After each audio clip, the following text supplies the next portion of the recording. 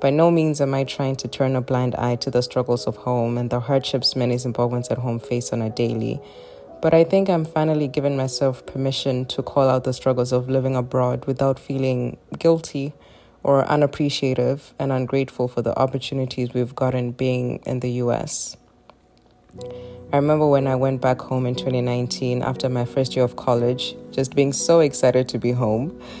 The main questions everyone was asking me, rightfully so, was, how was the US? It must be amazing. You must be having such a great time. You probably didn't want to come back.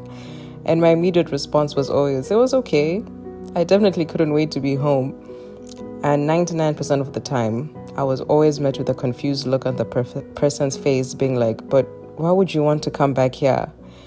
This idea of, well, you made it out. You are now in the US, so you have no reason to complain. You left us here, and now you come back and say you couldn't wait to be back. What are the rest of us gonna do if we're not gonna make it out like you? And that was always the sentiment I received. So I actually started feeling bad for expressing the sadness and concerns I felt being in the US and reverted to trying to sound more grateful.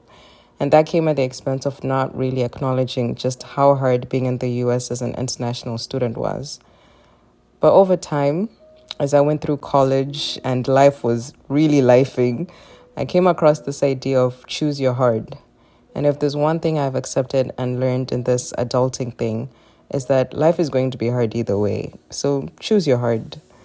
Of course, one can understand how privileged that sounds because not everyone is necessarily able to have the privilege of choice in itself due to life's many circumstances. And I feel for those because that really can be easy. But for those that are met with this idea of choice now and again, choose your hard.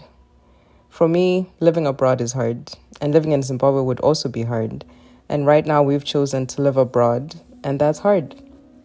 If you're not fighting to be seen and valued at work, you're fighting paperwork and immigration processes to just remain legal, whilst also fighting to eat well and to keep a somewhat healthy diet, or you're fighting to stay on top of all your bills, from rent to car payments to insurance, to make sure your health stays intact because you also don't want to add medical bills on top of all else you have to be paying already.